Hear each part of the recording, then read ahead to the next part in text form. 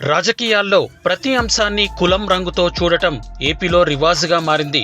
అయితే పవన్ కళ్యాణ్ ఏ చిన్న పని చేసినా, ఎక్కడ అడుగుపెట్టినా వైసీపీ నేతలు, అధినేత జగన్మోహన్ రెడ్డి పదే పదే ఆయన్ని కులం కోణంలోనే ఎందుకు టార్గెట్ చేస్తున్నారు? కేవలం టీడీపీ జనసేన పొత్తును విడగొట్టడమే వీరి లక్ష్యమా, లేక అంతకు మించిన భయం ఏదైనా ఉందా?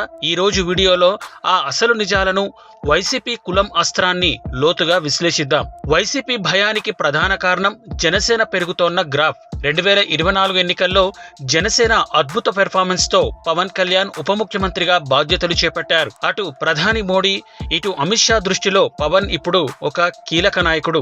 పంచాయతీరాజ్ శాఖలో ఆయన చూపిస్తోన్న చొరవ, ఈ మధ్య ప్రొఫెసర్ నాగేశ్వరరావు విషయంలో తెలంగాణలో ఆయన స్పందించిన తీరు పవన్ కు ఒక హీరో ఇమేజ్ ను తెచ్చిపెట్టాయి.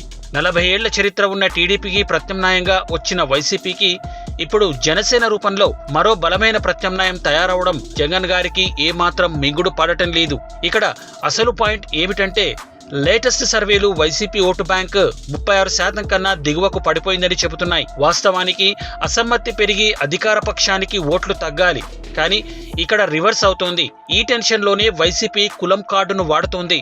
అమిత్ షా, పవన్ కళ్యాణ్ ఫేక్ స్టోరీ నుంచి డిఎస్సి స్పోర్ట్స్ కోటా ఫేక్ ప్రచారం వరకు, తాజా కృష్ణలంక ఘటన వరకు అన్నిటికీ వెనక ఉన్నది ఒకటే: కూటమి మధ్య చిచ్చుపెట్టి టీడీపీ జనసేనను విడగొట్టడం, పవన్ కళ్యాణ్ ను రెచ్చగొట్టి రాజకీయ తప్పులు చేయించడం. ఈ రెండింటి ద్వారా తన ఓటు బ్యాంకును కాపాడుకోవడమే జగన్ గారి అసలు లక్ష్యం. నిజానికి ఇలాంటి కుల రాజకీయాలు పాతపడిపోయాయి. ప్రజలు ఇప్పుడు అభివృద్ధిని చూస్తున్నారు, కానీ వైసీపీ ఇంకా కులాల లెక్కల్లోనే ఉంది. పవన్ కళ్యాణ్ ను కులం కోణంలో చూడడం ద్వారా వైసీపీ నేతలు సాధించేది ఏమీ లేదు. కానీ పవన్ ఎదుగుదలను చూసి వారు పడుతోన్న భయం మాత్రం స్పష్టంగా కనిపిస్తోంది. మరి ఈ కుల రాజకీయాలపై మీరేమనుకుంటున్నారు? ఇది నిజంగా వైకాపా వ్యూహమేనా?